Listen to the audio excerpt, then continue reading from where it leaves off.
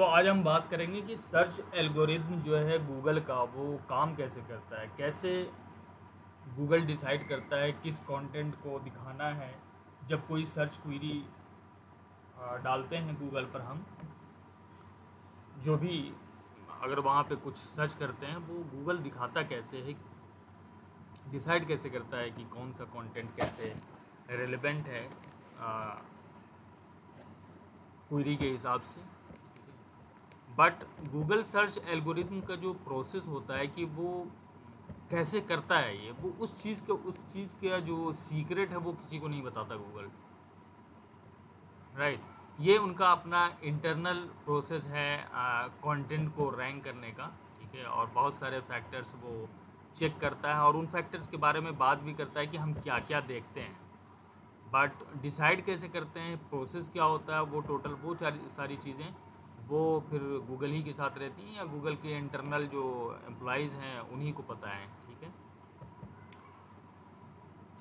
लेकिन रैंकिंग में गूगल की जो रैंकिंग प्रोसेस है उसके बारे में गूगल बताता है कि हम पहले क्रॉल करते हैं वेबसाइट। क्रॉलिंग का क्या मतलब होता है कि गूगल का जो बॉट आता है वो आपकी वेबसाइट पे आएगा और इस तरह से क्रॉल करता है, उसे चेक करता है, ठीक है। तो इसे बोलते हैं हम क्रॉलिंग, और ये फर्स्ट स्टेज होता है आपके कंटेंट को देखने का गूगल का। सो उसको स्पाइडर्स भी बोलते हैं, राइट। तो वो क्रॉल जब करते हैं तो वो देखते हैं कि क्या कोई नया कंटेंट वेब पेज पे आया है या नहीं आया है, ठीक है।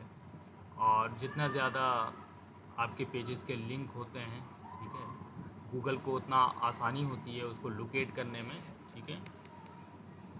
तो गूगल को रैंक करने से पहले क्रॉल करना पड़ता है कि कोई नया कंटेंट आपने डाला है या नहीं है, और क्रॉलिंग के बाद ही फिर इंडेक्सिंग का और उसके फिर रैंक होने का प्रोसेस शुरू होता है।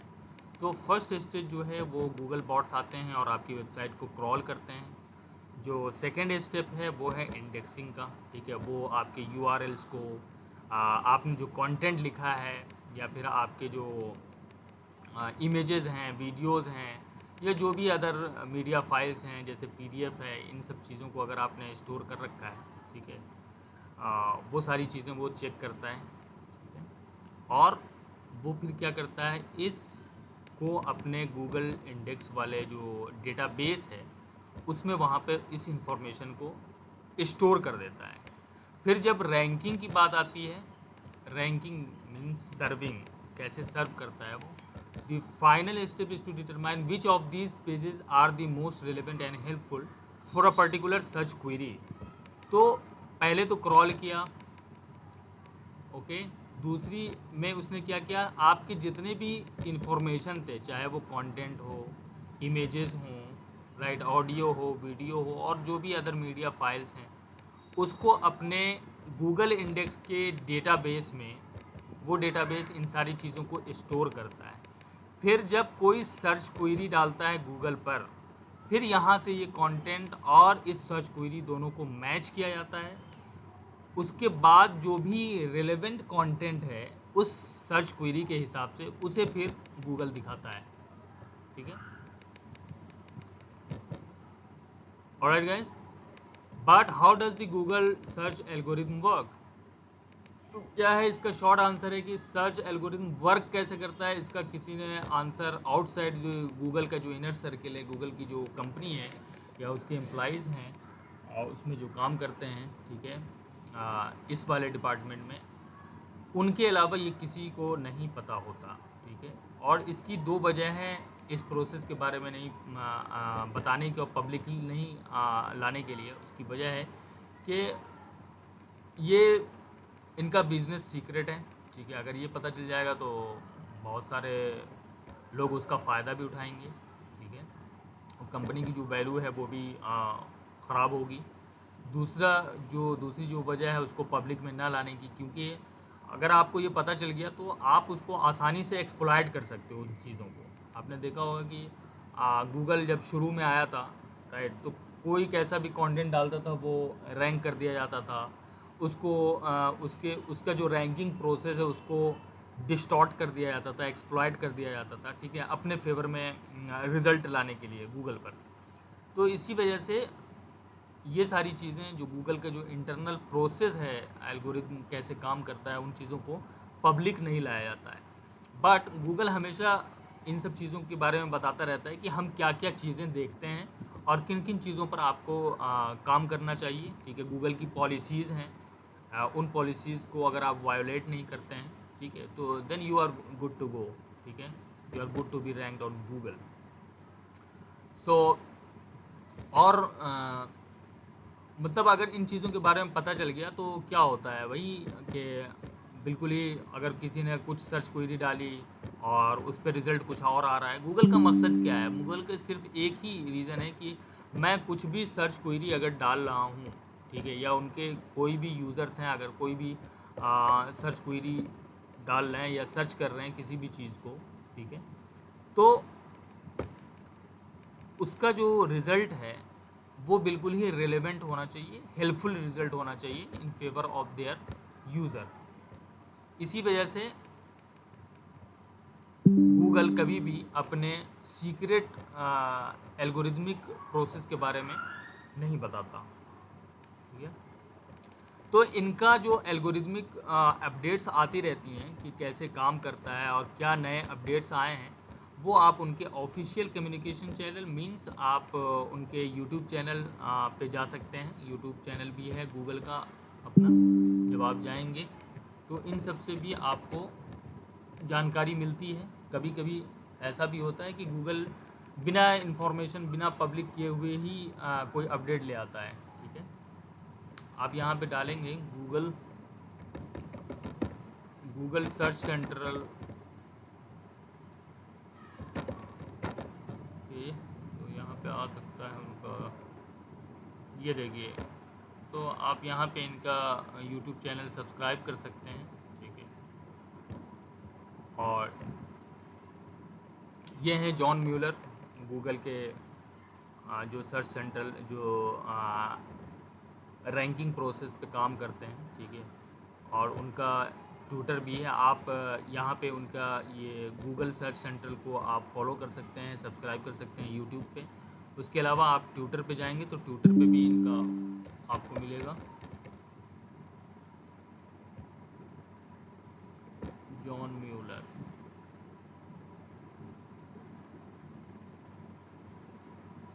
जॉन म्यू इनका वो है। ठीक है, तो ये सर्च एडवोकेट एट गूगल है, सर्च कैसे काम करता है उसके बारे में ये भी हिंट देते रहते हैं। ठीक है, कम्प्लीटली तो आपको नहीं बताएंगे कि कैसे ये अपडेट काम कर रहा है, बट हाँ जो भी हिंट होता है कि किस तरह से इस अपडेट को लेना चाहिए, उसके बारे में ये हमेशा उस पर बात करते रहते हैं। तो ये दोनों चैनल्स, और यहाँ पे आप गूगल सर्च सेंट्रल यहाँ पे भी डालेंगे, ये देखिए आ गया, इनको भी आप फॉलो कर सकते हैं, गूगल सर्च सेंट्रल। यहाँ पे सारे अपडेट्स आपको देखने को मिलेंगे। ठीक है, जो भी अपडेट्स आती रहती हैं गूगल की, तो इन दोनों ऑफिशियल चैनल को आपको ज़रूर फॉलो करना चाहिए ताकि आप एल्गोरिथमिक चेंज के बारे में अप टू डेट रहें। उसके अलावा बहुत सारे जब भी अपडेट्स आती हैं तो सारे के सारे जो एजेंसीज़ हैं या जो भी हैं वो ट्रायल एंड एरर मेथड से पता करते हैं कि हम जो स्टेप फॉलो कर रहे हैं वो सही है या नहीं है। ठीक है, जिससे ज़्यादा रिज़ल्ट आता है उसको वो सही मानते हैं, जिससे नहीं आता उसे वो डिस्कार्ड कर देते हैं। ठीक है, so as an SEO, content marketer और डिजिटल मार्केटर, ठीक है, it's recommended to pay close attention to both Google and John Mueller's official communications, which I have shown you both of these accounts यहाँ पे भी, और YouTube पे भी आप जॉन म्यूलर को देख लीजिए। जॉन म्यूलर मेरे ख्याल से सर्च सेंट्रल के उसी पे आते हैं।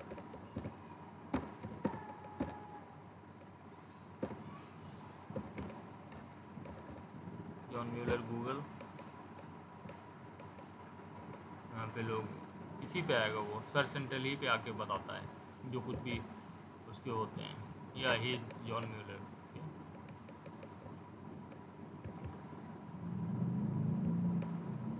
ये देखिए, तो सारे अपडेट्स यहाँ से अच्छी खासी आपको जानकारी मिल जाएगी कि गूगल क्या चाहता है आपसे और आपको किस तरह से अप्रोच करना चाहिए अपने कंटेंट को रैंक कराने के लिए. So you must be connected with these platforms in order to be updated. But none of them, neither Google nor John Mueller, will reveal any information, any formal information about the algorithm itself. But they will often drop some pretty big hints on how to stay on its good side, right? किस तरह से आप Google की good side में आप रहेंगे ताकि आपका कंटेंट पेनलाइज ना हो और आपका कंटेंट रैंक करे. बट उसके बारे में कोई फॉर्मल इन्फॉर्मेशन आपको एल्गोरिदम के बारे में इटसेल्फ नहीं दिया जाएगा. ठीक है. यहाँ पे मैंने आप लोगों के लिए दोनों लिंक भी डाल दिए हैं गूगल वेब मास्टर के, ट्विटर के. ओके, तो यहाँ पे भी आप कर सकते हैं और यूट्यूब का भी डाल देता हूँ.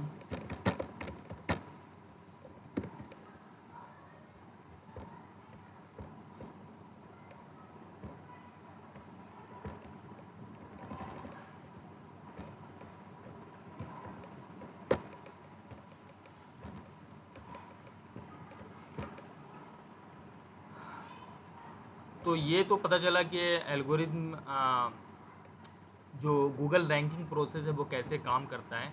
लेकिन अगर हम बात करें कि रैंकिंग क्या फैक्टर्स हैं, ठीक है, वो तो कम से कम बताया ही होगा गूगल ने कि क्या रैंकिंग फैक्टर्स है जो कि वो देखता है before you know they rank any content on Google. Okay, तो सबसे पहला है मीनिंग एंड इंटेंट. मीनिंग क्या है, कोई भी सर्च क्वेरी का मीनिंग क्या है.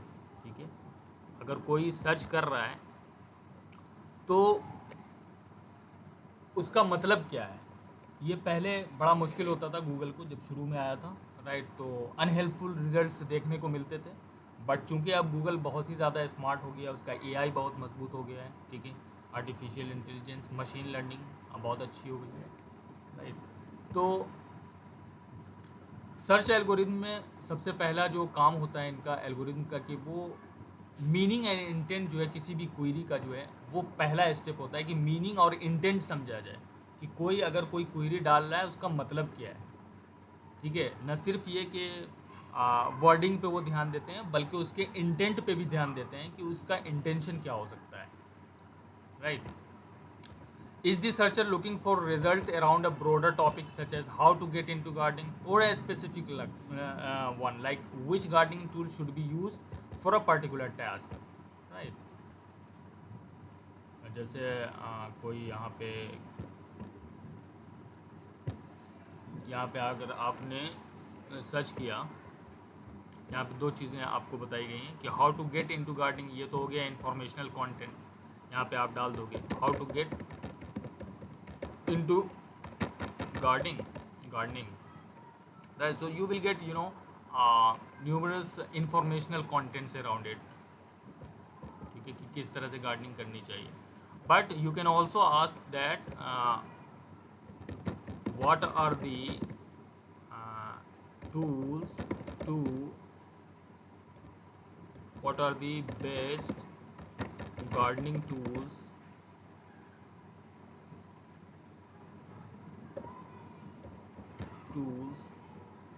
ओके, आप ये कर दोगे. या फोर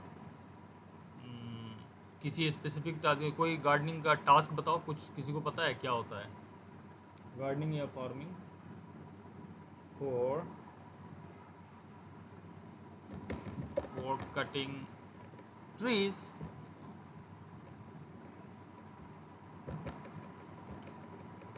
ठीक है, तो इस इंटेंट को भी गूगल समझता है इस तरह से, या क्या आप क्या चीज़ देख रहे हो, क्या चीज़ आप मांग रहे हो, उस हिसाब से क्या चीज़ आप सर्च कर रहे हो, उसके मीनिंग और इंटेंट पे भी अब गूगल नज़र रखता है. ठीक है,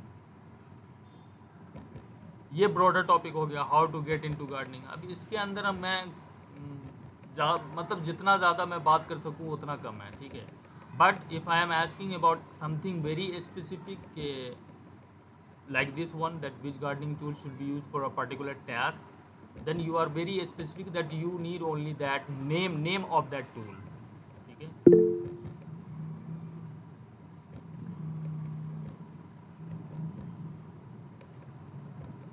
right. even now Google uh,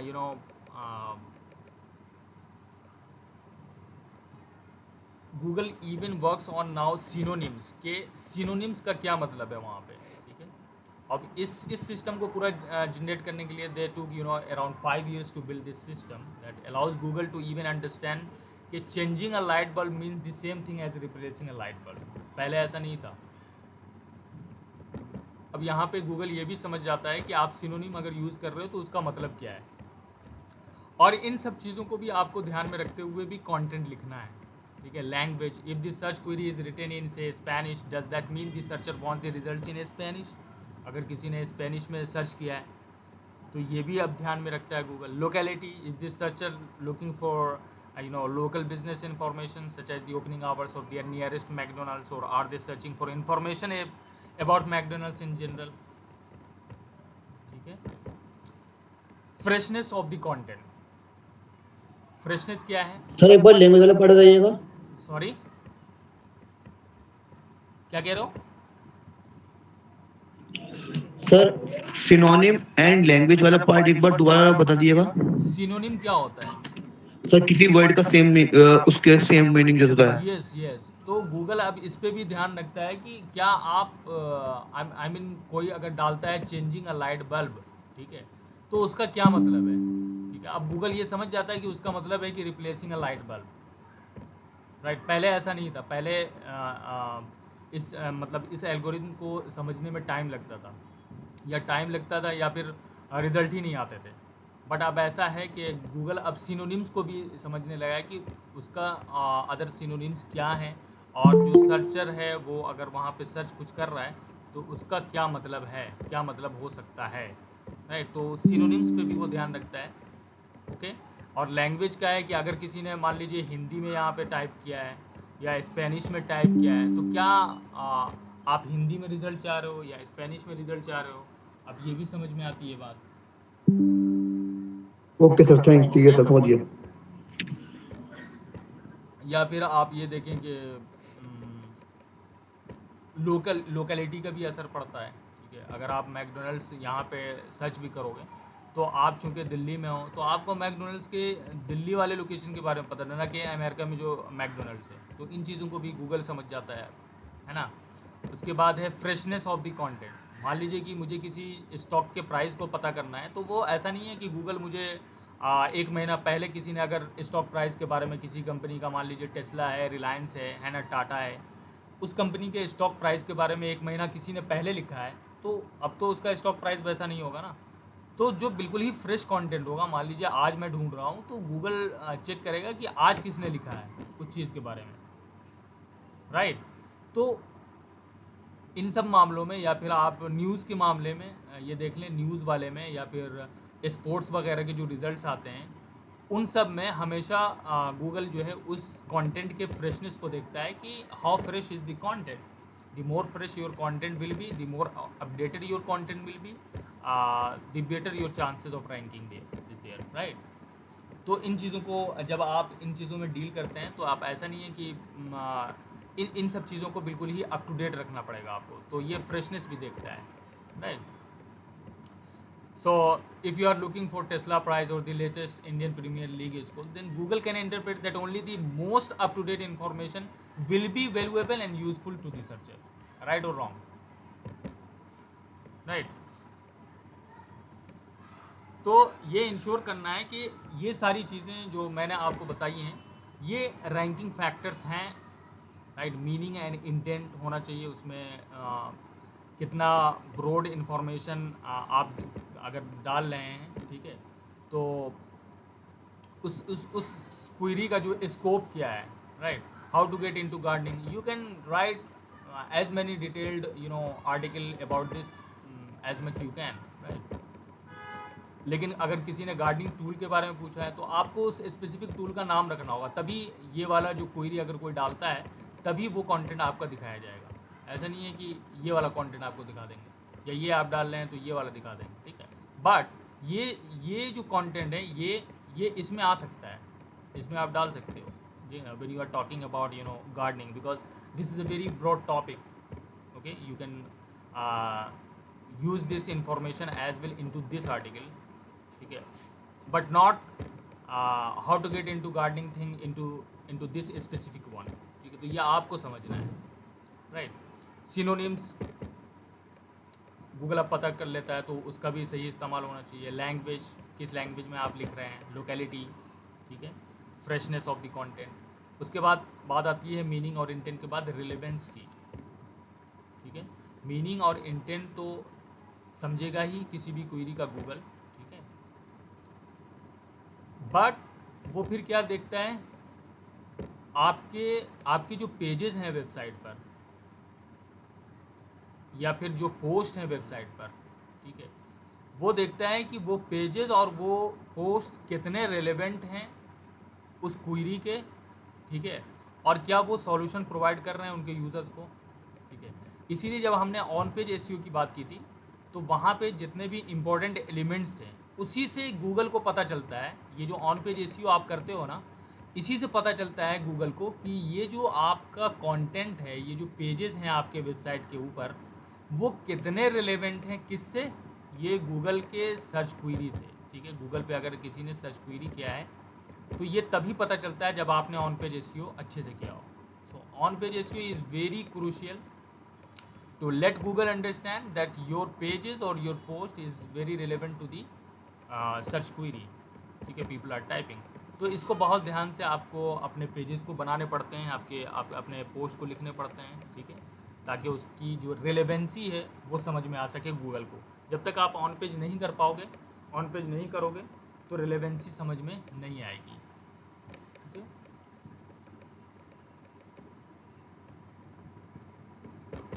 उसके बाद है क्वालिटी। क्वालिटी क्या है भाई? अब क्वालिटी, कंटेंट की क्वालिटी की हम बात कर रहे हैं, ठीक है। अब चूंकि ईट प्रोसेस आ गया है गूगल के अंदर, ईट क्या है? Expertise, authoritativeness and trustworthiness. इसके बाद से गूगल ने बहुत ज़्यादा स्ट्रिक्टनेस दिखाई है कि जब भी कोई मेरा यूज़र अगर सर्च कुछ डालता है, सर्च क्वेरी डालता है गूगल पर, तो उसके कंटेंट में एक्सपर्टीज़ में झलकनी चाहिए, ऑथोरिटेटिवनेस होनी चाहिए। ऑथोरिटी है भी या नहीं, अगर आप वो कंटेंट लिख रहे हो तो आपकी ऑथोरिटी है भी या नहीं उस कंटेंट को लिखने की। मिसाल के तौर पर हेल्थ वाले ऑप्शन में अगर आप जाएं, हेल्थ वाले उसमें कैटेगरी में, या फिर फिनांस वाले में,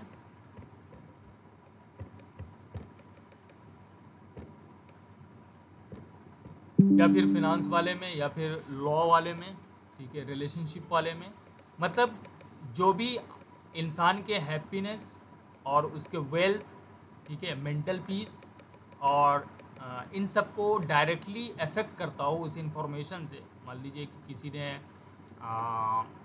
वेट लॉस के बारे में अगर कोई मुझे आर्टिकल लिख रहा है, ठीक है, तो क्या उसका वो एक्सपर्टीज़ है? I mean, is he a dietitian? क्योंकि डाइटिशियन के अलावा तो मुझे नहीं लगता कि कोई वेट लॉस के बारे में कोई और बात कर सकता। पहले ऐसा होता था कि कोई आम इंसान भी गूगल से या फिर कहीं किताबों से कहीं से भी इंफॉर्मेशन कलेक्ट करके और उसने एक आर्टिकल बनाया और वेबसाइट पे डाली और वो रैंक कर गया। बट अब ऐसा नहीं है, इसलिए अब गूगल क्वालिटी पे बहुत ज़्यादा ध्यान दे रहा है कि आपका कंटेंट जो है वो कितना अच्छा है, कितना बेहतर है और कितना हेल्पफुल सॉल्यूशन प्रोवाइड कर रहे हो आप उनके यूज़र्स को, ठीक है। इसलिए ये ईट प्रोसेस आया था, expertise, authoritativeness and trustworthiness. So this is the three pillar that Google use to assess your content, ठीक है। आपके कंटेंट को उसी से एनालाइज करता है वो। तो अब ईट क्या है? गूगल एल्गोरिथम का सबसे इम्पोर्टेंट पार्ट जो आया है वो ईट आया, और उसकी वजह से बहुत सारे कंटेंट, बहुत सारी वेबसाइट्स डी रैंक हो गई थी गूगल से, ठीक है। यही जज करता है कि आपकी कंटेंट की क्वालिटी कैसी है, ठीक है। और न सिर्फ ये, बल्कि ईट एल्गोरिथम के बाद वहाँ पे वो ह्यूमन रिसोर्सेज का भी इस्तेमाल करते हैं। किस चीज़ को? इवन कि इस चीज़ को फर्दर समझने के लिए कि ये जो गूगल का एल्गोरिथम है उसने चेक किया है, उसके बाद भी वो ह्यूमन रिसोर्सेज का यूज़ करते हैं कि फिर से चेक करो कि क्या इस एल्गोरिथम में भी कोई कमी तो नहीं रह गई, या उसने सही से चेक किया या नहीं किया, नहीं। सो वो ह्यूमन रिसोर्सेज का भी अब यूज़ करते हैं। अब इतना ज़्यादा स्ट्रिक्ट हो गया, आप इस चीज़ से समझ सकते हैं कि not only machine but they are also using human resources to assess the quality of this EAT algorithm, right? So for example, once a piece of content has been uploaded and has been indexed by Google, the Google algorithm will make an assessment based on its quality. ठीक है, अब ये कैसा assessment, we of course don't know how exactly that assessment is made, किस तरह से बनाया जाता है, ठीक है, लेकिन such quality rater, I mean जो ईट प्रोसेस है उसको अगर आप पढ़ेंगे, ठीक है, तो उसमें सारी चीज़ें दी हुई हैं, और उसका मैंने ये PDF फाइल ये गूगल का ही है, वो मैंने शेयर कर दिया है। उसमें बहुत सारी चीज़ें आती हैं और उसको क्वालिटी को एनालाइज करने के लिए, आपके कंटेंट को, और आपका कंटेंट या आपका बिजनेस कैसा है और वो ईट प्रोसेस को फॉलो करेगा या नहीं करेगा, वो सारी चीज़ें आपको इस PDF के अंदर पढ़ने को मिलेंगी, ठीक है, कि वो सर्च क्वालिटी एवेलुएटर हैं, ये गाइडलाइंस हैं, ठीक है, कैसे एवेलुएट किया जाता है आपके कंटेंट को, कि कैसा कंटेंट है, राइट, क्या वो ईट को फॉलो कर रहा है या नहीं कर रहा है, उस हिसाब से फिर आपके कंटेंट को एसेस किया जाता है। उसके बाद फिर वो रैंकिंग और डी रैंकिंग उसकी होती है, ठीक है। तो ईट प्रोसेस में एक बहुत इम्पोर्टेंट चीज़ है, वो है YMYL कैटेगरी जिसको बोलते हैं, वो होता है योर मनी और योर लाइफ, ठीक है। So within this search quality evaluator guidelines, right, इसको बोलते हैं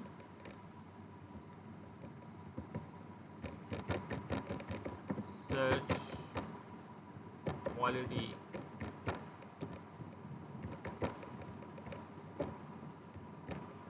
एवेलुएटर guidelines.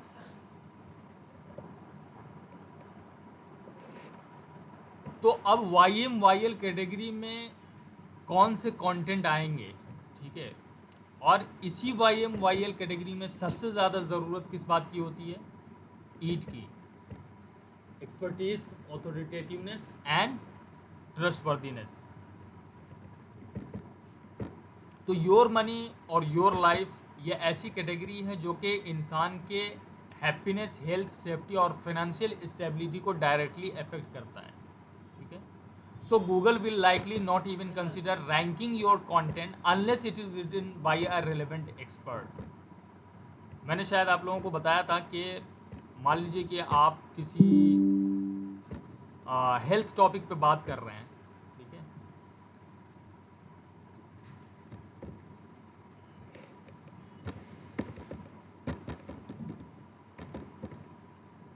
how to you know reduce weight. तो अगर आप हेल्थ के बारे में बात कर रहे हैं, even as simple as reducing a weight, losing a weight, even though you can get into Google first pages if you are not authority, ठीक है, if you are not some kind of authority, Google will not likely rank your content, because यहाँ पे भी उनको चाहिए कि ये भी YMYL कैटेगरी में इंसान के हेल्थ को अफेक्ट कर रहा है। तो आपने देखा होगा कि टॉप जो पेजेस हैं वो सारे के सारे अथॉरिटी है उनकी गूगल पे, ठीक है, और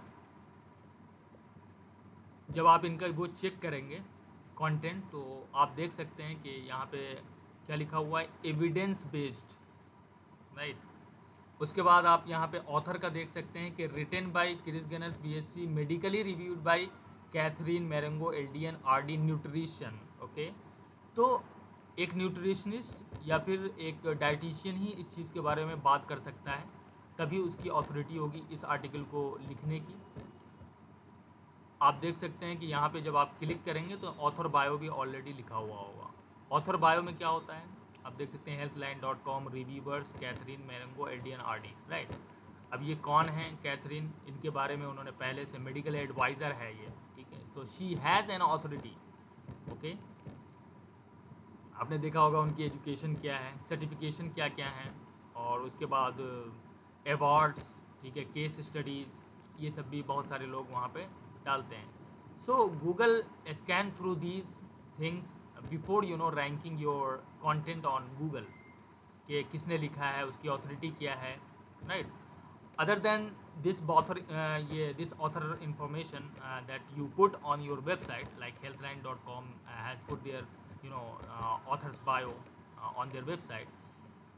Apart from this, Google also check the authenticity of this information कि क्या ये information सही है या नहीं है. So they will just scan Google as well as जहाँ से इन्होंने किया है या जहाँ पे ये ऑलरेडी काम कर रही हैं उस चीज़ को भी वो देखेगा. या विकीपीडिया को स्कैन करेगा. ठीक है. या फिर लोकल न्यूज़ चैनल हैं, अगर उनका यहाँ पे उनका नाम इसमें भी आ जाता है लोकल न्यूज़ चैनल्स में या लोकल न्यूज़पेपर में, तो उससे भी अथॉरिटी बढ़ती है और पता चलता है कि no, she is a genuine person and she has written the article और रिव्यूड द आर्टिकल. तो ये बहुत ज़रूरी है. सर्च क्वालिटी एवेलुएटर जो है गाइडलाइंस में ये चीज़ें आपको मिल जाएंगी जो कि ऊपर पीडीएफ में दिया गया है. तो YMYL कैटेगरी जो है ये स्ट्रिक्टली फॉलो करता है ईट प्रोसेस को, बहुत ही ज़्यादा स्ट्रिक्टली. जैसे कि मैंने आपको बताया कि मशीन तो चेक करते ही हैं, उसके बाद ह्यूमन भी चेक करते हैं उस चीज़ को. सो देयर इज़ नो वे कि आप, अगर अथॉरिटी आपकी नहीं है, अगर आप डॉक्टर नहीं हो या फिर आप कहीं पे आपका कोई एजुकेशन नहीं है उस चीज़ में, तो वो आप भूल जाओ कि आपको वो चीज़ आप रैंक करवा पाओगे गूगल पे. अब ये मुमकिन ही नहीं है, बिल्कुल ही. ठीक है.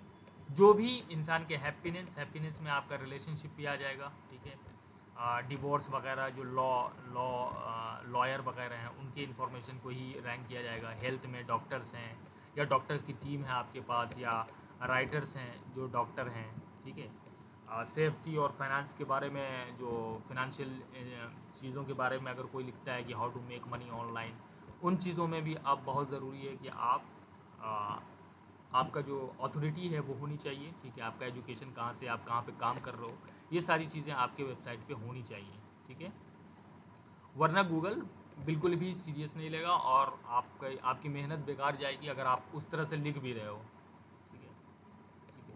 तो यहाँ पे एग्जांपल दिया गया है कि if you produce a blog post advocating a particular type of diet, then it would need to be written by a relevant professional such as a dietitian. ठीक है. अगर आप डाइट किसी को सजेस्ट कर रहे हो, मान लीजिए किसी को वो होना है कि how do I reduce weight 5 kg weight. ठीक है. तो वो एक डाइटिशियन आपको बता सकता है, वही डाइट प्रोवाइड कर सकता है, एक आम इंसान नहीं कर सकता. ठीक है. तो उसकी अथॉरिटी होनी चाहिए आपके पास. ठीक है. या फिर an article about the pros and cons of a particular pension scheme would need to be written by a certified financial professional. ठीक है.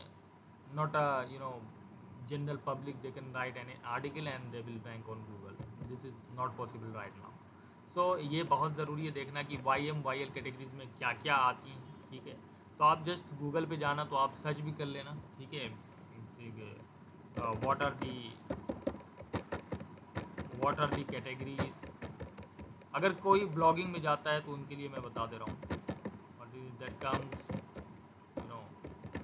under YMYL. so you can see your money और your life content कौन कौन से होते हैं. ठीक है. यहाँ से आप पढ़ सकते हैं.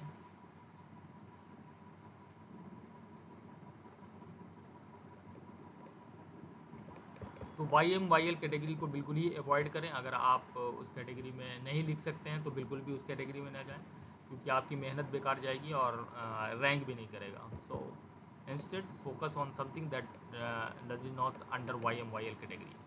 ठीक है. यहाँ पे बिल्कुल ही शॉर्ट सा मैंने वो इमेज एक डाल दिया था. ठीक है. कि कौन कौन सी चीज़ें हैं जो YMYL कैटेगरीज में और कौन कौन से टॉपिक्स हैं जो आ सकते हैं YMYL कैटेगरी में. ठीक है. News and current events. News about important topics such as international events, business, politics. Even की पॉलिटिक्स भी YMYL कैटेगरी में आता है. ठीक है. क्योंकि वो भी सेंसिटिव इंफॉर्मेशन है, उससे बहुत सारी प्रॉब्लम्स क्रिएट हो सकती हैं. ठीक है. लेकिन स्पोर्ट्स है, एंटरटेनमेंट है, ये सब YMYL कैटेगरी में नहीं आएगी. ठीक है.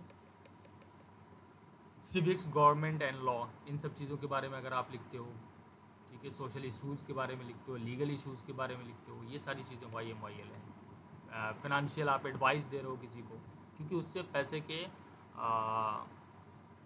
वेस्ट होने के ज़्यादा वो है, उसका नुकसान होने का ज़्यादा चांसेस है। इसलिए गूगल हमेशा YMYL कैटेगरी को बहुत ही स्ट्रिक्टली फॉलो कर रहा है, ठीक है। YMYL कैटेगरी ईच प्रोसेस को ही फॉलो करता है, अदरवाइज आपका जो कंटेंट है वो बिल्कुल भी रैंक नहीं करेगा, ठीक है। यूज़र एक्सपीरियंस कैसा है कि आपके वेबसाइट पर अगर हम जा रहे हैं तो कितनी जल्दी वो लोड हो रही है वो वेबसाइट, ठीक है। या फिर ज़्यादा एड्स तो नहीं है आपके वेबसाइट में, मान लीजिए एड्स हैं, पॉपअप्स हैं जो कि यूज़र एक्सपीरियंस को ख़राब करती हैं, ठीक है। जैसे ये एड्स वगैरह आ रहे हैं, इन सब से आपको तो कोई प्रॉब्लम नहीं होगा, बट अचानक से 5, 6, 10 ऐड एक साथ खुलने लगते हैं पॉपअप्स की शक्ल में, तो उससे यूज़र एक्सपीरियंस ख़राब होता है, ठीक है। तो कितनी ज़्यादा फास्ट है आपकी वेबसाइट, किस तरह से आपने इंफॉर्मेशन को ऑर्गेनाइज़ किया है अपने वेबसाइट पे, दैट डिपेंड्स, ओके। तो ये भी गूगल का रैंकिंग फैक्टर है कि यूज़र एक्सपीरियंस आपका कैसा होना चाहिए, ठीक है। डिवाइस जो है डेस्कटॉप पे, मोबाइल पे या फिर टैबलेट पे सही दिख रहा है, एक जैसा दिख रहा है या नहीं। ऐसा तो नहीं है कि टैबलेट पे या मोबाइल पे आपके जो वर्ड्स हैं वो कट हो रहे हैं या सेंटेंसेस ख़त्म हो रहे हैं, कट हो रहे हैं, ठीक है। इस तरह से नहीं होना चाहिए। So Google take it very seriously. On page SEO में ये जो कॉम्पेटिबिलिटी है डिवाइस की और फिर स्पीड की of the website is very important, right? So if you want to check whether your website is mobile friendly or not, so you can use Google's own tool, right? Google mobile tool, ठीक है। आप यहाँ पे जाओगे तो यहाँ पे आप मोबाइल फ्रेंडली टेस्ट, अब देखो ये आप डायरेक्ट यहाँ पे जब डालो ना, आप यहाँ से भी चेक कर सकते हो। इवन गूगल मोबाइल टूल यहाँ से भी आप चेक कर सकते हो। मान लीजिए आपको ये चेक करना है, यहाँ गए वेबसाइट आपने यहाँ से डाली टेस्ट, रन टेस्ट, सो ये वहीं आ गया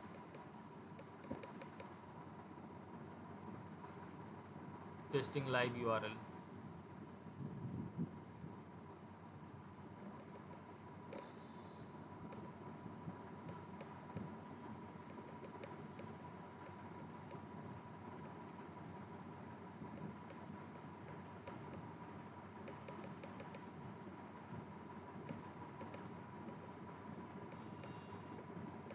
देखो आ रहा है, ये आना चाहिए।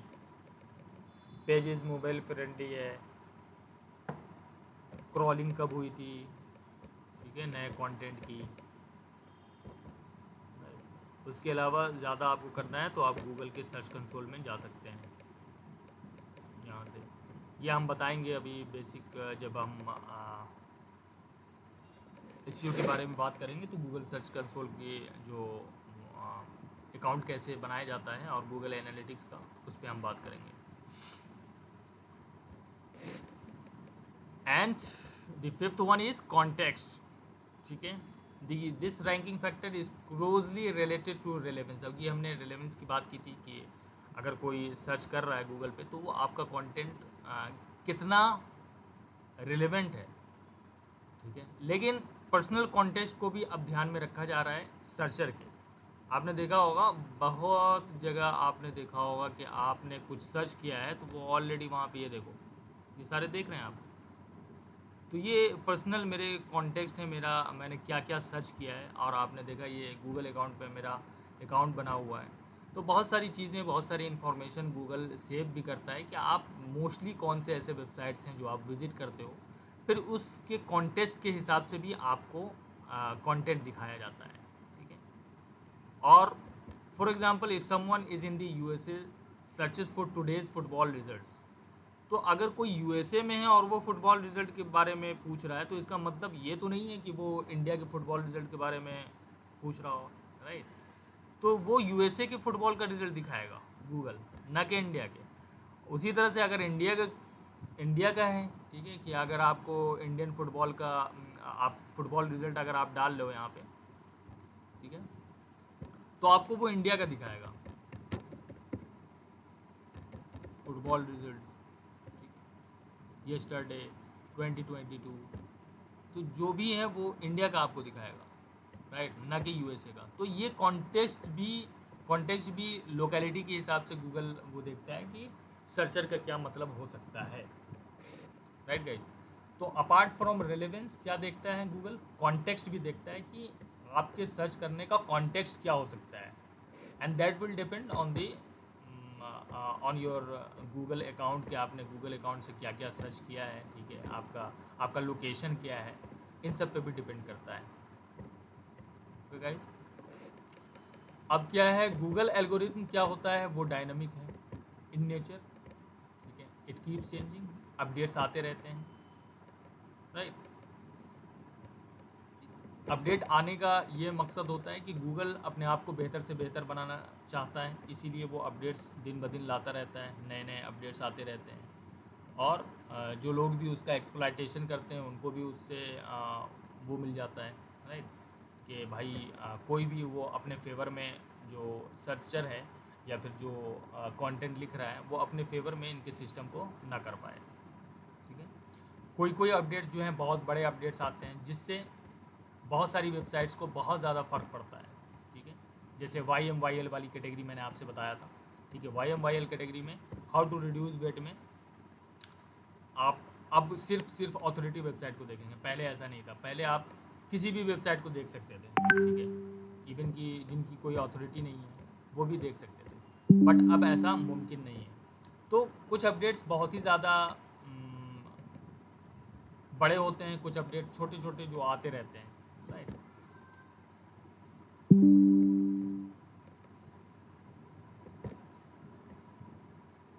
तो ये फिगर आउट करना कि एसईओ में आप time by time particular time में आपको आप क्या करना चाहिए, फिगर आउट करना ये काफ़ी मुश्किल होता है, ठीक है। और कोई कैलेंडर फॉलो नहीं करता है गूगल की भाई मैं आज से 2 महीने के बाद अपडेट निकालूंगा, उसको जब मन होता है जब अपडेट निकालेगा और वो अनाउंस कर देगा, ठीक है। और कभी कभी तो ऐसा भी होता है कि वो अनाउंस ही नहीं करता, लोगों को पता भी नहीं चलता, बाद में पता चलता है अरे यार मेरी साइट क्यों ऐसा बिहेव कर रही है, या इस तरह के ट्रैफिक क्यों आ रहे हैं मेरे वेबसाइट्स पे, कम क्यों हो रहा है, ज़्यादा क्यों हो रहा है। तो बाद में पता चलता है अच्छा गूगल के अपडेट आ गए हैं, लेकिन उन्होंने बिना अनाउंसमेंट के अपडेट कर दिया ताकि आप उनके सिस्टम का गलत इस्तेमाल ही ना कर सको, ठीक है।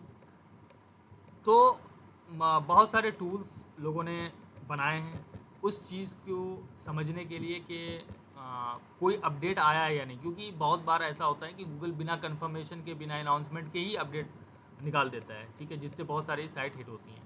तो बहुत सारे search engine results page volatility monitoring tool बहुत सारे लोगों ने निकाली है, जिसमें से एक ACMrush is very well known website, ठीक है। ये यहाँ से आप कीवर्ड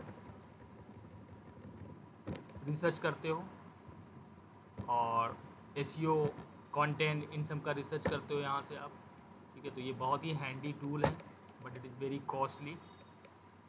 तो आप इनके जब सेंसर टूल पे जाएंगे तो क्या होगा, सेंसर टूल से आपको पता चलता है कि क्या वॉलेटिलिटी आज की रही, और ये इंडस्ट्री के हिसाब से आप देख सकते हो किस इंडस्ट्री में आप हो, उस हिसाब से आप इसकी वॉलेटिलिटी के बारे में आप, जैसे ये कैटेगरीज़ हैं, ठीक है, ऑल कैटेगरीज़ में अगर आप जाएंगे तो that is a normal range right now, ठीक है। कोई ज़्यादा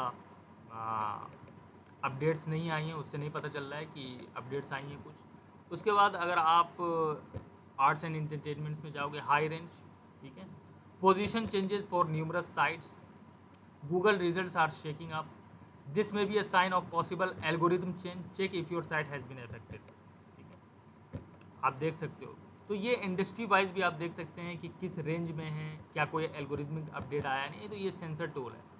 although I very highly doubt के this is very accurate, but somehow you can use this tool to understand कि ये सही है या नहीं है, ठीक है, या आप अपने इंडस्ट्री के हिसाब से चेक कर सकते हो, ठीक है।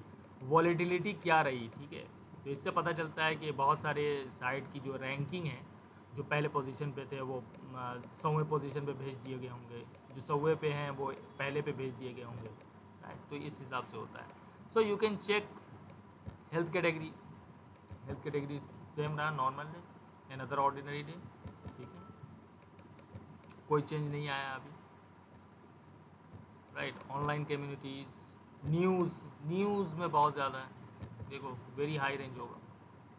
Position changes for numerous sites, Google results are shaking up. तो आप जिस कैटेगरी में भी हो आप यहाँ से जाके चेक कर सकते हो, फिर अपने गूगल सर्च कंसोल पे जाके चेक कर सकते हो कि क्या आपके ट्रैफिक में कोई कमी या बढ़ोतरी हुई है। ठीक है, आप जिस पोजीशन पे गूगल पे रैंक कर रहे थे उसमें कोई चेंजेस तो नहीं आए हैं। ठीक है, तो इसका मतलब है कि कोई ना कोई अपडेट ज़रूर आया है। तो आप इस टूल का जो है यहाँ पे मैंने लिंक दे दिया है, अपनी कैटेगरी के हिसाब से आप उसकी वॉलेटिलिटी को रिव्यू कर सकते हैं कि क्या कोई अपडेट आया है या नहीं आया है। ठीक है, सो ये तो बहुत डिफ़िकल्ट होता है कि गूगल का जो एल्गोरिथमिक चेंजेस जो आते रहते हैं, अपडेट्स आते रहते हैं, ठीक है, वो उसका पता लगाना मुश्किल है। बट आप 3 चीज़ों का अगर ध्यान रखते हैं, 4 चीज़ों का अगर आप ध्यान रखते हैं, राइट, तो आप प्रिटी श्योर हो जाएं कि आप गूगल के गुड साइड पे हैं। ठीक है, कोई भी कोर अपडेट या कोई भी कोर चेंजेस अगर गूगल में आता है, लेकिन ये जो 3-4 चीज़ें हैं ये चेंज नहीं होंगी। ओके,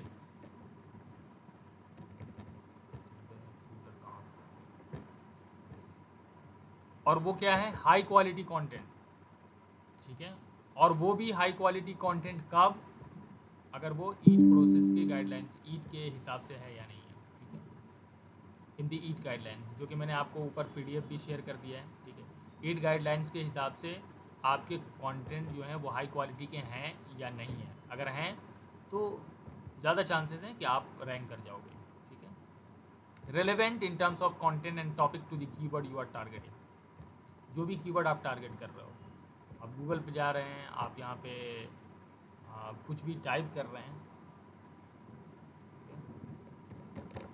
बेस्ट फनल बिल्डर और लैंडिंग पेज बिल्डर, सो कितना रिलेवेंट है इस क्वेरी का इससे मिलना, राइट, आपके कंटेंट से मिलना, इसके कॉन्टेक्स्ट से मिलना, इसके मीनिंग और इंटेंशन को समझना। ठीक है, बेस्ट लैंडिंग पेज बिल्डर अगर मैं लिख रहा हूँ कंटेंट, ठीक है, या अगर मैं लिख रहा हूँ तो इसका मतलब है कि मैं इस वाले जो ये जो कीवर्ड है बेस्ट लैंडिंग पेज बिल्डर, इस पे मैं रैंक कराना चाह रहा हूँ कि अगर मैं यहाँ पे टाइप करूँ तो मेरी जो वेबसाइट है वो टॉप पोजीशन पे या फिर फर्स्ट पेज पे तो आनी ही आनी चाहिए, right. So if you are targeting this keyword, so you should write content relevant to that keyword only. Okay, written with the meaning and intent of this search query in mind. ठीक है, meaning and intent of this search query, ऊपर जो मैंने आपको बताया था कि meaning भी समझ में आना चाहिए और इंटेंशन भी, कि अगर कोई वो सर्च कर रहा है तो उसका इंटेंशन क्या होगा, उसको और क्या क्या जानकारी दी जा सकती है जो कि वो हेल्पफुल हो उसमें। ठीक है, तो इन सारी चीज़ों को दिमाग में रखते हुए आपको कंटेंट लिखना है या आपको अपनी वेबसाइट बनानी है। ठीक है, यूज़र एक्सपीरियंस बहुत ज़रूरी है। तो ये 4 चीज़ें अगर इन प्लेस हैं तो आपको कोई परेशानी नहीं होगी, right. High quality content, relevant in terms of content and the topic you are targeting any keyword। ठीक है, that should be very relevant to the information you are providing, right। meaning and intention, इन सब चीज़ों को ध्यान में रखना है। और optimize to deliver seamless experience, user experience across multiple devices and platforms। क्या मतलब हुआ इसका, multiple devices, डेस्कटॉप पे, टैबलेट पे, मोबाइल पे, या प्लेटफॉर्म पे क्या मतलब हुआ, गूगल पे, याहू पे, बिंग पे, राइट। इन सब जगहों पे भी आपका जो है कंटेंट, या ब्राउज़र आप यूज़ कर रहे हो डिफरेंट, राइट, उन सब पे बिल्कुल ही सीमलेस एक्सपीरियंस होना चाहिए। बिल्कुल ही मान लिया ऐसा कि मक्खन की तरह आपकी वेबसाइट चलनी चाहिए, बिल्कुल ही, otherwise it will definitely hurt your website या फिर आपका कंटेंट। अब गूगल के बहुत सारे अपडेट्स आए, जो बड़े बड़े अपडेट्स आए थे। अब 4 अपडेट्स आपके सिलेबस में दिया गया है कि 4 अपडेट्स के बारे में मुझे बात करनी है। तो कुछ बड़े अपडेट्स होते हैं और कुछ छोटे अपडेट्स होते हैं, मैंने आपसे बताया। तो वो जो बड़े बड़े अपडेट्स हैं जिनसे बहुत सारी जो पेजेस हैं, बहुत सारी जो वेबसाइट्स हैं वो डी रैंक कर दिए गए थे, उसमें पहला है गूगल पांडा अपडेट, राइट। लेट मी, हाँ, तो गूगल पांडा अपडेट क्यों आया था ये हम जानते हैं। गूगल पांडा अपडेट आपने देखा होगा कि गूगल पांडा अपडेट के बाद अब ईट प्रोसेस आया है या फिर YMYL कैटेगरी वाले जो चीज़ें आई हैं। तो पहले ऐसा होता था कि बहुत सारे लोग गूगल के एल्गोरिथम को डिस्टॉर्ट करके अपने फेवर में कर लेते थे। तो लो क्वालिटी वेबसाइट्स बहुत ज़्यादा गूगल के रिज़ल्ट में आ रही थी। तो उन लो क्वालिटी वेबसाइट्स को हटाने के लिए, उन लो क्वालिटी वेबसाइट्स को बिल्कुल ही गायब कर देने के लिए गूगल पांडा अपडेट आया था, राइट। ताकि यूज़र अगर कोई सर्च क्वेरी डाला तो वहाँ पे सिर्फ और सिर्फ हाई क्वालिटी वेबसाइट्स ही देखी जाएँ। लो क्वालिटी वेबसाइट जितनी, उनको उनकी उनकी विजिबिलिटी को या तो कम कर दिया जाए या तो ख़त्म ही कर दिया जाए, बिल्कुल ही। ठीक है। अब पहले ये भी होता था कि गूगल पांडा अपडेट वो सिर्फ यूआरएल पे इफेक्ट करता था। यूआरएल का मतलब है कि अगर मैंने बेस्ट लैंडिंग पेज बिल्डर डाला है, अगर ये लोअर क्वालिटी का है, अगर ये मैंने आर्टिकल बिल्कुल ही लोअर क्वालिटी का बिना ही रिसर्च किए हुए मैंने लिखा है, या इसमें कोई ऐसी इन्फॉर्मेशन सही नहीं दी गई है, या फिर यूँ कहें कि ये इन्फॉर्मेशन उतनी हेल्पफुल नहीं है, तो पहले सिर्फ और सिर्फ इसी वाले पेज को या इसी वाले जो कीवर्ड्स हैं या पोस्ट है, इसी को डी रैंक किया जाता था या विजिबिलिटी इसकी कम कर दी जाती थी। ठीक है, कि ये गूगल पे दिखे ना अगर कोई ये सर्च कोई डाले। लेकिन उसके बाद उसमें चेंजेस आए और उन्होंने अब ऐसा कर दिया है कि पूरी की पूरी वेबसाइट, अगर आपकी क्वालिटी जो क्वालिटी ऑफ कंटेंट है अगर वो बिल्कुल ही लो क्वालिटी का है, तो सिर्फ ये वेबसाइट का ये आर्टिकल ही नहीं बल्कि टोटल का total website, I mean total zapier.com total का टोटल वेबसाइट जो डोमेन है वही पूरा पेनलाइज हो जाता था, राइट। तो ये सब पेजेस या पेजेस के ऊपर नहीं बल्कि पूरे के पूरे आपके वेबसाइट पर इफेक्ट करता है, अगर आपकी क्वालिटी वेबसाइट नहीं है तो, अगर आपका कंटेंट अच्छा नहीं है तो। ठीक है। अब गूगल पांडा अपडेट का मकसद क्या था, इसका गोल क्या था, वो ये कि सर्च रिज़ल्ट में, गूगल के सर्च रिज़ल्ट में सिर्फ और सिर्फ हाई क्वालिटी वेबसाइट्स ही दिखें और क्वालिटी कंटेंट ही दिखें यूज़र्स को। कोई भी लो क्वालिटी कंटेंट, कोई भी लो क्वालिटी वेबसाइट्स गूगल अपने यूज़र को नहीं दिखाना चाहता। यही गोल था इस पांडा अपडेट का। ठीक है। तो सर्च इंजन रिजल्ट पेज पे सिर्फ और सिर्फ हाई क्वालिटी वेबसाइट दिखनी चाहिए। ठीक है। And low quality website are push back to the back of search engine result pages, right. बिल्कुल ही ख़त्म कर दिया, राइट। तो ये गूगल पांडा अपडेट फ़िल्टर करता है कंटेंट को कि कौन सी कंटेंट जो है हाई क्वालिटी है और कौन सी लो क्वालिटी है, और उस हिसाब से फिर उसको रैंकिंग मिलती है। ठीक है। बट बात यहाँ तक तो ठीक है कि हाई क्वालिटी और लो क्वालिटी वेबसाइट को अलग करने के लिए और इसलिए ये अपडेट आया था। लेकिन कैसे हम डिटरमिन करेंगे कि वेबसाइट की जो क्वालिटी है वो कैसी है, राइट। ये भी तो पता लगना चाहिए कि गूगल की नज़र में हाई क्वालिटी वेबसाइट का मतलब क्या है। तो उसके भी कुछ फैक्टर्स हैं। ठीक है। उसके ये हैं कि not a lot of unique content, ये low quality websites unique content है ही नहीं। आपने कहीं से मान लीजिए गूगल के अलग अलग पेजेस हैं या अलग अलग दूसरे की जो वेबसाइट है उनके जो आर्टिकल्स हैं, वहाँ से आपने कंटेंट उठाया, आपका कोई ओरिजिनल कंटेंट नहीं है। ठीक है, यूनिक कंटेंट नहीं है, तो ये लो क्वालिटी वेबसाइट्स में आएगी। फ्यू और no high quality backlinks. Backlinks किसी को पता है क्या होती है backlinks? Do you guys know backlinks?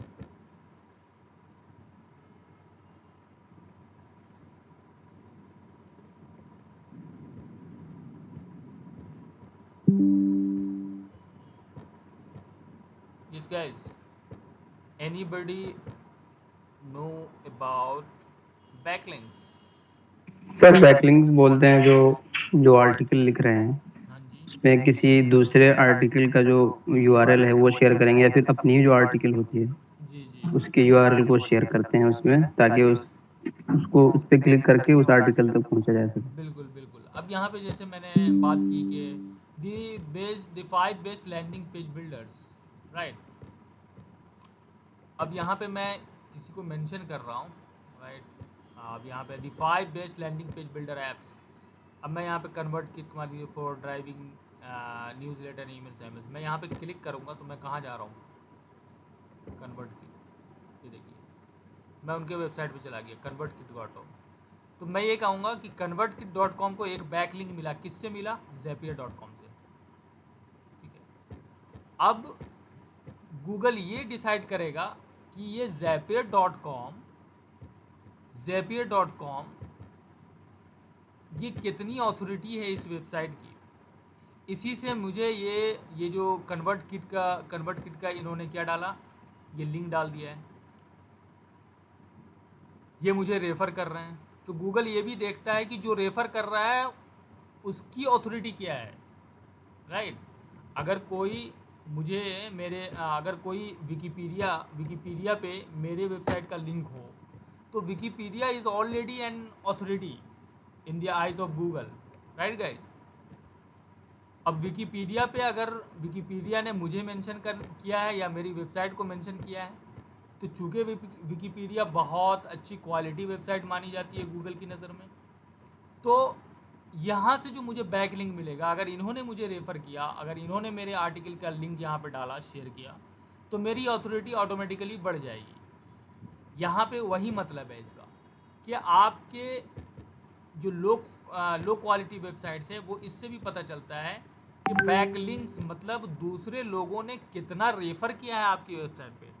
और न सिर्फ ये कि रेफ़र किया है, बल्कि जिन्होंने रेफ़र किया है उनकी अपनी क्या ऑथोरिटी है, राइट। तो यही होती है high quality and low quality backlinks. कि बैकलिंक्स अगर आपको मिल भी रही हैं किसी वेबसाइट से, किसी वेबसाइट ने आपको रेफ़र भी किया है, तो वो वेबसाइट कैसी है पहले गूगल ये भी चेक करता है। वहीं से पता चलता है high quality and low quality backlinks. अगर बिल्कुल ही बैकलिंक नहीं है, तो इसका मतलब है कि आपका कंटेंट शेयरेबल नहीं है। कोई ये नहीं चाहता कि आपके कंटेंट को रेफ़र करे, ठीक है। बैकलिंक का यही मतलब होता है कि अगर कोई रेफ़र कर रहा है, इसका मतलब है कि that is you are best, आप बेस्ट हो उस चीज़ में, तभी कोई शेयर कर रहा है। या फिर वो इन्फॉर्मेशन वैल्यूएबल है, तभी तो मैं चाहूँगा। अगर मैं कोई आर्टिकल लिख रहा हूँ and I am researching about anything to write an article, अगर मैं वो लिख रहा हूँ आर्टिकल और मुझे आपके कंटेंट पर नज़र पड़ी और मुझे लगा कि oh this seems like a very good resource if I can share with my audience, ठीक है। तो शेयर वर्दी कंटेंट जब भी आप लिखोगे तो आपको बैकलिंक ऑटोमेटिकली मिल जाएगा। बहुत सारे लोग चाहेंगे कि आपके कंटेंट को वो मेंशन करें अपने वेबसाइट पर। तो अगर इस तरह से बैकलिंक आपको मिलती है तो आपके वेबसाइट के लिए वो बहुत फ़ायदेमंद है, ठीक है।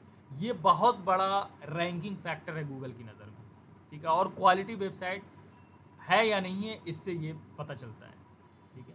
Short visitor retention time, what does this mean? कि आपके पेज पे या आपके साइट पे विजिटर कितना टाइम स्पेंड कर रहा है। If I am going here and just cutting it out, तो इसका मतलब है कि आपकी वेबसाइट अच्छी नहीं है। I just randomly come on your website, या फिर मैं कुछ सर्च कर रहा हूँ, मैं यहाँ पे आया, मैंने देखा ओ नहीं सही है, मैंने कट कर दिया। तो गूगल इस चीज़ को भी पता लगा लेता है कि विजिटर्स जो हैं वो आपके वेबसाइट पर टाइम कितना गुजार रहे हैं। The more time they spend, Google की नज़र में वो रैंकिंग फैक्टर में आता है। और उससे आपके कंटेंट की क्वालिटी के बारे में पता चलता है कि you have written something informative और something helpful, something very relevant to what users were searching on Google, right. Google people, जो लोग हैं जो क्या सर्च कर रहे थे गूगल पर, उससे ये पता चलता है कि आपका कंटेंट जो है वो रिलेवेंट है। इसीलिए तो मैं इतना टाइम स्पेंड कर रहा हूँ या मैं इसे पढ़ रहा हूँ। अगर मुझे इंटरेस्ट नहीं आता तो मैं कट करके फ़ौरन भाग जाता, ठीक है। तो उससे ये पता चलता है। उसके बाद पेजेस, आपके जो पेजेस हैं उस पर कितना टाइम वक्त गुजार रहे हैं, ठीक है। डिफरेंट पेजेस हैं आपके, उस पर मैं कितना, पूरी वेबसाइट पे कितना टाइम गुजार रहा हूँ। तो इन सब से क्वालिटी ऑफ वेबसाइट का पता चलता है और ये भी रैंकिंग फैक्टर में आता है, ओके। हाँ, large percentage of duplicate content तो बिल्कुल ही गूगल हेट करता है, ठीक है। लेकिन अगर आप पूरा का पूरा डुप्लीकेट कंटेंट मारते हो, ठीक है, वैसे तो डुप्लीकेसी बिल्कुल भी नहीं चलती। पहले बहुत सारे लोग इधर से उधर डुप्लीकेट करके कंटेंट लिख दिया करते थे, ठीक है। वहाँ से निकाला, वहाँ छापा, ठीक है। तो अगर उसकी परसेंटेज ज़्यादा है तो वो भी लो क्वालिटी वेबसाइट्स में आएगी। A high bounce rate, what is bounce rate? When you go on your website and people just cut and then search for something new, ठीक है। तो इसका मतलब है कि बाउंस जो है, विजिटर्स आपके बाउंस हो रहे हैं, ठीक है। तो अगर उसकी परसेंटेज ज़्यादा है, ठीक है, तो वो भी ये बताता है, ये दर्शाता है कि आपका कंटेंट या आपकी जो वेबसाइट है वो लो क्वालिटी की वेबसाइट है हाई क्वालिटी। तो ये भी एक फैक्टर है पता लगाने का कि आपकी वेबसाइट क्या है, लो क्वालिटी है या हाई क्वालिटी है। A high percentage of pages with nearly no unique original content, ठीक है। हाई परसेंटेज ऑफ पेजेस, आपके वेबसाइट पे जितने भी पेजेस हैं, ओके,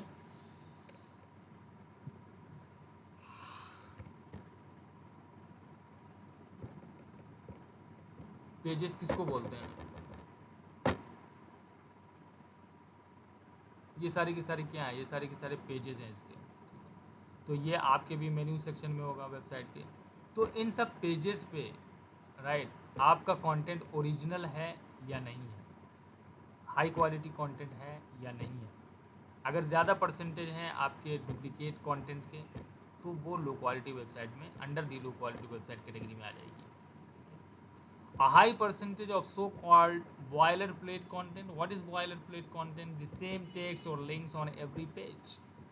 Right? हर पेज पे सेम टेक्स्ट आप डाल रहे हो, ये पेज है या ये पेज है या ये पेज है, ठीक है।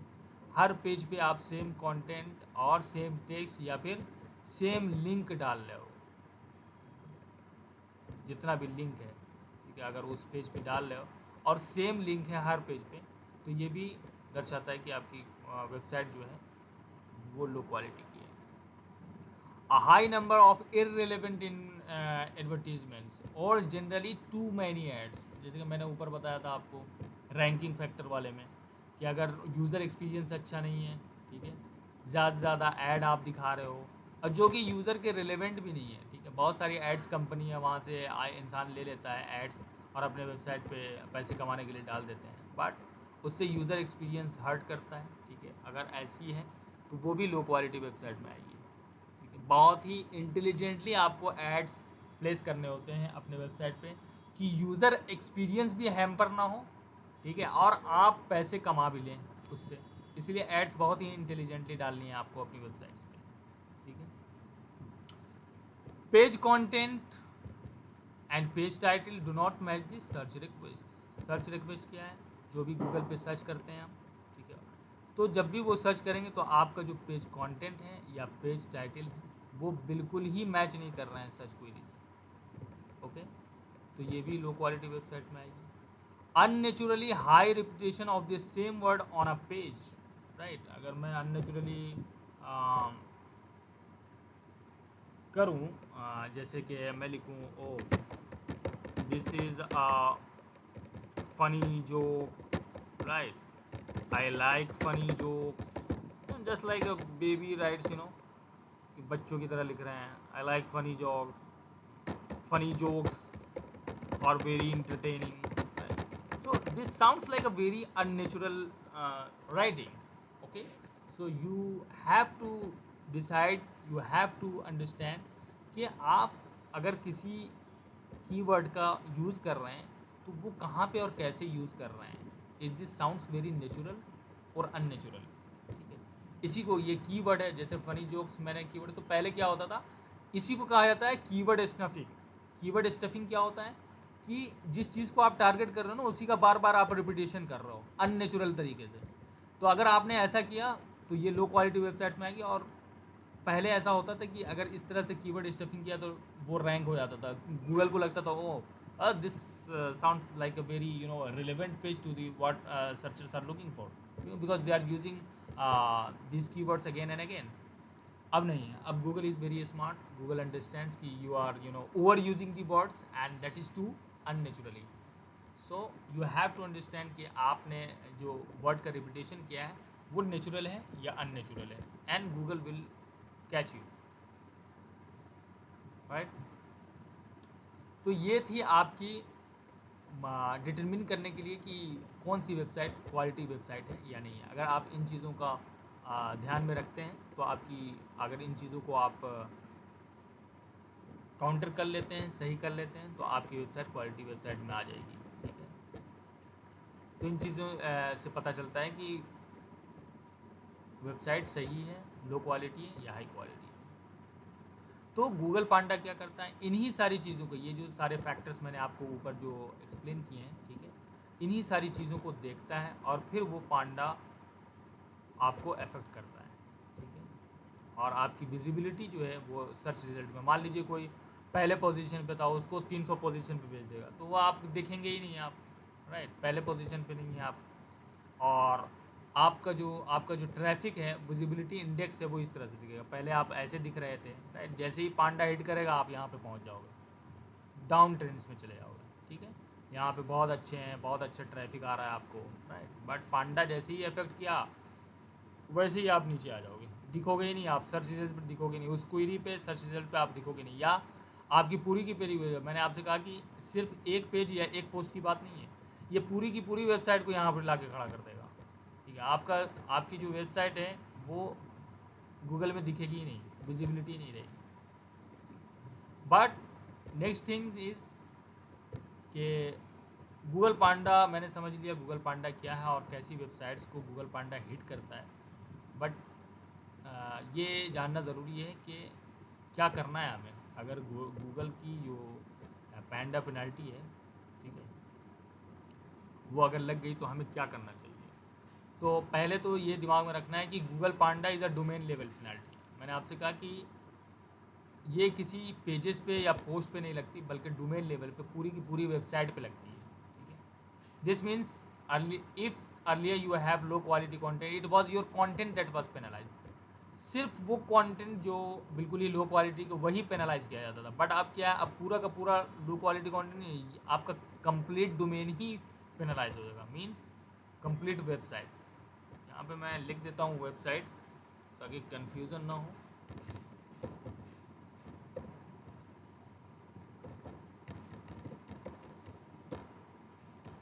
कंप्लीट साइट,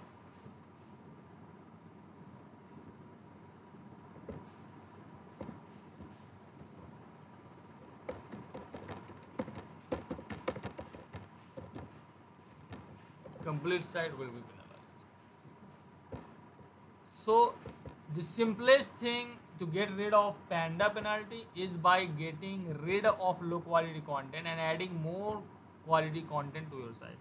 अभी मैंने आपसे जॉन म्यूलर की बात की थी, तो जॉन म्यूलर ने का मैं एक वीडियो देख रहा था गूगल पैंडा पे, तो उसने ये बताया कि चलिए मान लीजिए कि आपके वेबसाइट पे लो क्वालिटी कंटेंट है अभी, ठीक है, या फिर आप यूँ कहें कि लो क्वालिटी कंटेंट की वजह से आपको गूगल पैंडा ने हिट कर दिया है और आपका ट्रैफिक ख़त्म हो गया है। तो इस चीज़ को ख़त्म करने के लिए आप लो क्वालिटी को या तो रिमूव कर सकते हैं, ठीक है, और ऐसा भी नहीं है कि लो क्वालिटी कंटेंट को रिमूव करने के फ़ौरन बाद से आपका पेंडा पेनल्टी जो है वो हट जाएगा, बिल्कुल भी नहीं, ऐसा नहीं है, ठीक है।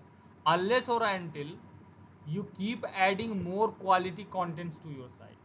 तो उसने यही बताया कि ये बिल्कुल भी मतलब नहीं है कि आपने लो क्वालिटी कंटेंट हटा दिया है तो आपका पेंडा पेनल्टी ख़त्म हो जाएगा, ठीक है। आप ये लो क्वालिटी कंटेंट रहने दो, ठीक है, या अगर आप फिर से रीब्रांड करना चाहते हो तो वो अलग बात है, आप इसको रहने दो, लेकिन आप आगे जब भी ऐड करो तो आप क्वालिटी कंटेंट्स अपने वेबसाइट पे यूज़ करो, ठीक है, डुप्लीकेट कंटेंट नहीं यूज़ करो, बिल्कुल ही unique content, well research content आप अपने वेबसाइट पे अपडेट करो। तो धीरे धीरे कुछ महीनों में आपकी पेंडा पेनल्टी जो है ख़त्म हो जाएगी और अपना आप ट्रैफिक रिटेन कर सकते हो, राइट गाइस। तो पूरा का पूरा मकसद गूगल पैंडा पेनल्टी का यही है कि आपको लो क्वालिटी वेबसाइट्स को ख़त्म करना है, लो क्वालिटी कंटेंट को बिल्कुल ही ख़त्म करना है और हाई क्वालिटी कंटेंट ऐड करना है, ठीक है। So what kind of website Google Panda is going to affect. अब किस तरह की वेबसाइट, तो ऐसी वेबसाइट जिसका लो क्वालिटी कंटेंट, जिसको थिन कंटेंट भी कहा जाता है, जो कि बिल्कुल ही वेल रिसर्च नहीं है, ठीक है। A website that works as a content form. Content form क्या होता है, मतलब ऐसा ऐसी वेबसाइट जहाँ पे बहुत सारे लोगों को आपने हायर कर रखा है सिर्फ और सिर्फ कंटेंट डालने के लिए, कि भाई यहाँ से निकालो वहाँ डालो, डुप्लीकेट कंटेंट डालते रहो, ठीक है। एक एग्जांपल है जिसको गूगल ने बहुत ज़्यादा हिट किया था और उस टाइम में वो बहुत ज़्यादा टॉप पे था, आपने सुना होगा बहुत सारे लोगों ने, इज़ाइन आर्टिकल्स का नाम। तो इज़ाइन आर्टिकल्स क्या है, इज़ाइन आर्टिकल्स.com क्या है, यहाँ पे क्या करते थे लोग कि कंटेंट को यहाँ पे सबमिट करते थे, या आर्टिकल सबमिशन डायरेक्टरी है। अब जाहिर सी बात है कि जितना कंटेंट यहाँ पे लिखेंगे किसी भी वेबसाइट पे उतने उसके चांसेस होते थे रैंक करने के, राइट। बट जब पैंडा पेनल्टी आया तो इसको हिट कर गया डिज़ाइन आर्टिकल्स, और उसकी वजह क्या है कि बहुत सारे लोग यहाँ पे duplicate content, low quality contents, अगर आप जाओगे ना यहाँ पे तो बहुत पुराने पुराने वेबसाइट, बहुत पुराने पुराने आर्टिकल आपको दिखेंगे। होम बेस्ड बिजनेस,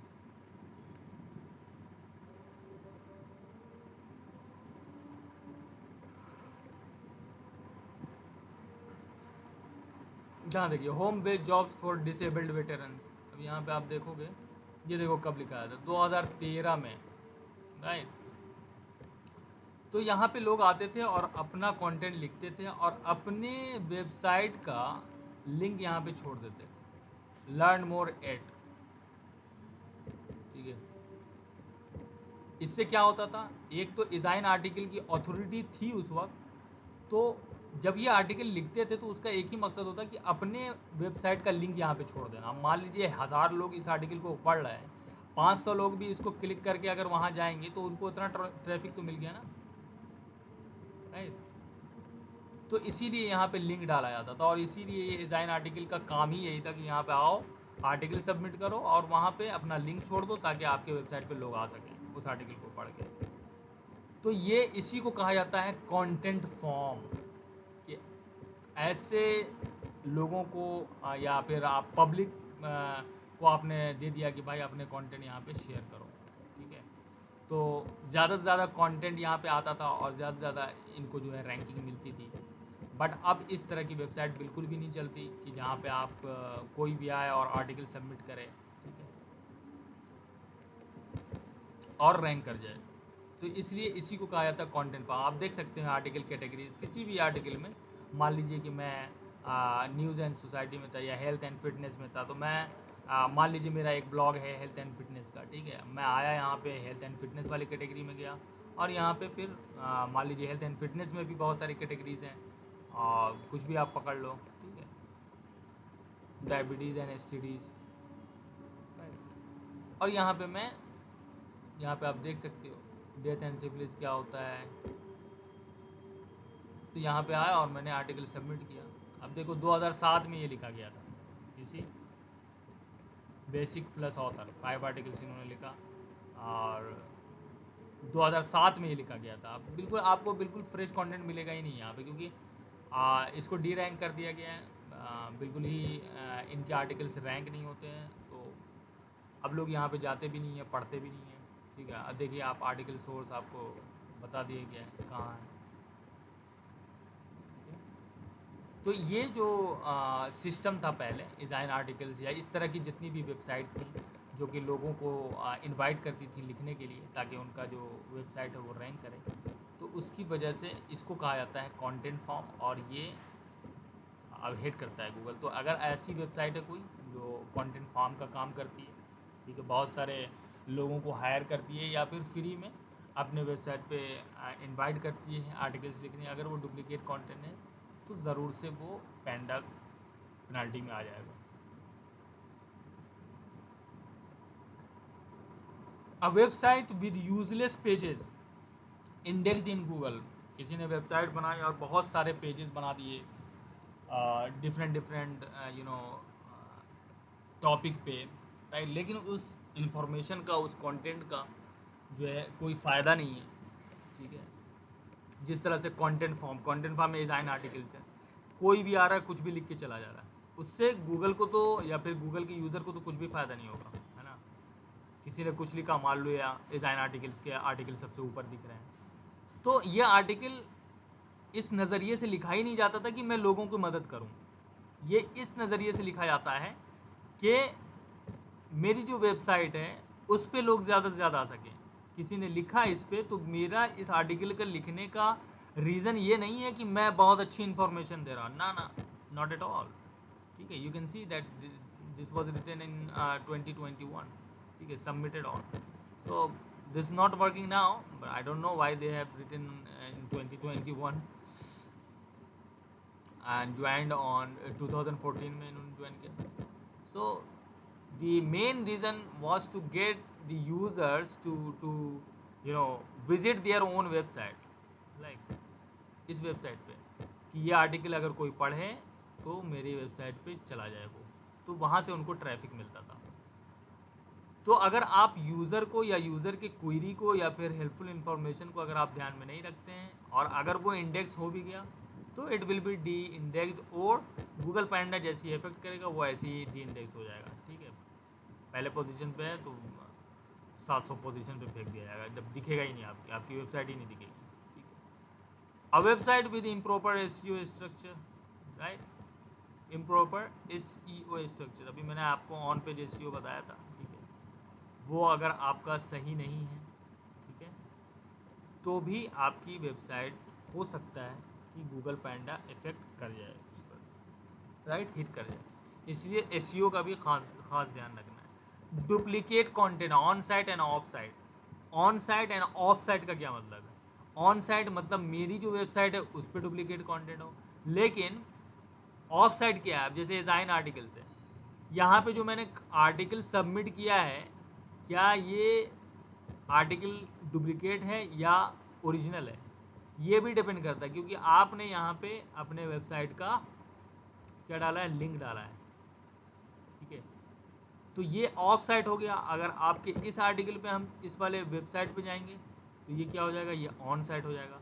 तो ऑन साइट भी और ऑफ साइट भी, अगर आप कहीं पे आर्टिकल भी सबमिट कर रहे हो और वहाँ पे अपने लिंक प्रोवाइड कर रहे हो, तो ये दोनों की क्वालिटी और इसको चेक किया जाता है। ठीक है, अगर वैसा है तो भी आपका पैंडा हिट कर जाएगा। टू मैनी एडवर्टीजमेंट जैसा कि मैंने आपको बताया कि you should put advertisements very intelligently on your website. अगर आपका एडवर्टीजमेंट से परेशानी हो रही है यूज़र्स को कंटेंट पढ़ने में, तो जाहिर सी बात है वो पैंडा हिट कर जाएगा। ठीक है, पुअर ग्रामर, मैंने यहाँ पे लिख दिया यूज़ ग्रामरली।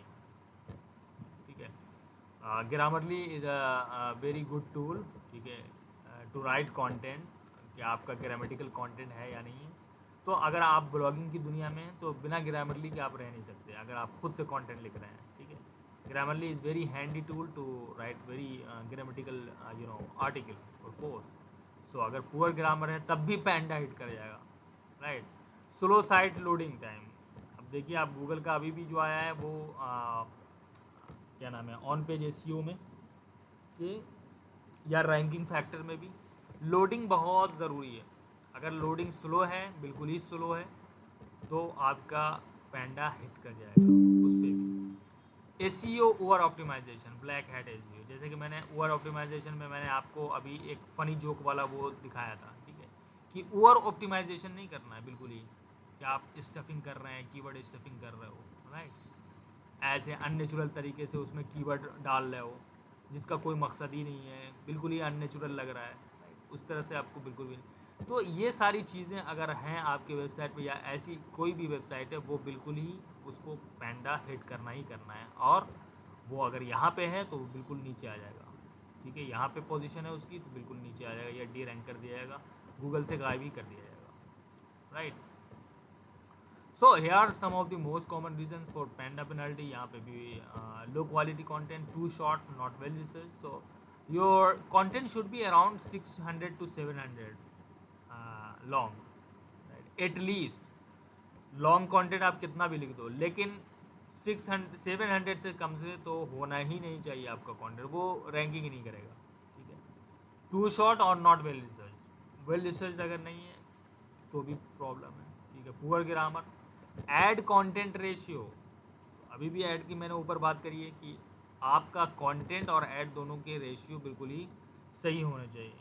अगर ओवर एड्स आपने डाले हैं, बहुत सारे एड्स अलग अलग ऐड कंपनी से मिलके आपने डाल दिए हैं और आपका कंटेंट कम है, राइट, तो भी पैंडा हिट करेगा। Too many broken links, 404 links, ऐसे लिंक जो किसी पे अगर मैं जा रहा हूँ, मान लीजिए इस पर मैं आया बट ये 404 दिखा रहा है। ठीक है, तो अगर इस तरह के लिंक्स आपकी वेबसाइट पे ज़्यादा हैं तो पैंडा हिट करेगा। Less CTR, click through rate from search engine, less CTR, click through rate from search engine, what does this mean? Poor meta title, weak meta description, इन्हीं की वजह से वीक होता है। अगर मैं कुछ सर्च करता हूँ यहाँ पे, मान लीजिए कि how to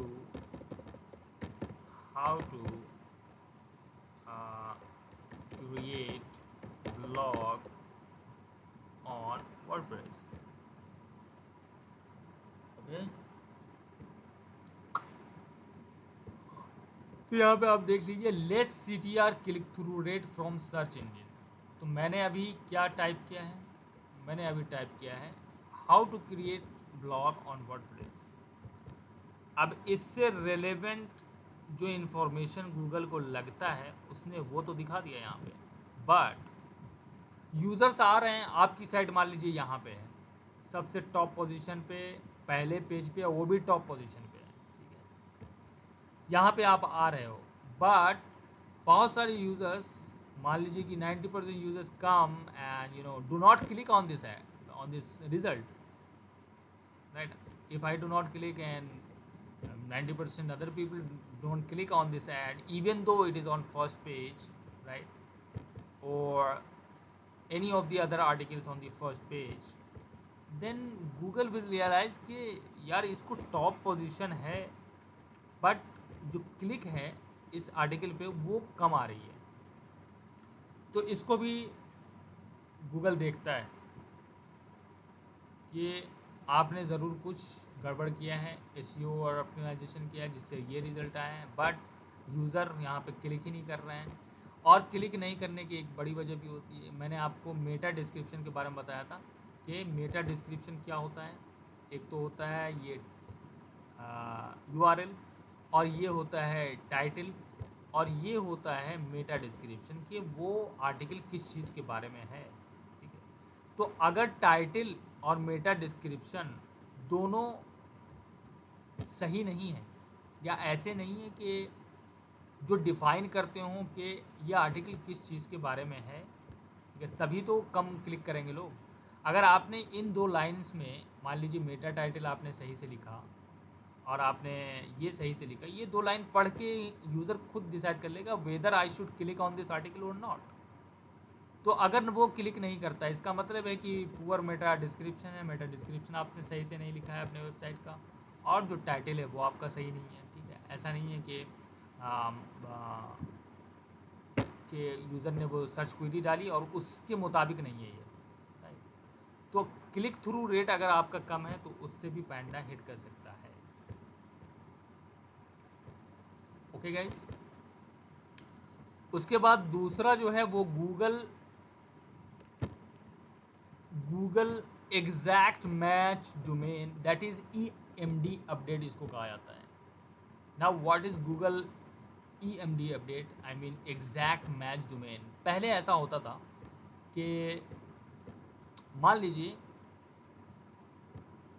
कि मैंने यहाँ पे टाइप किया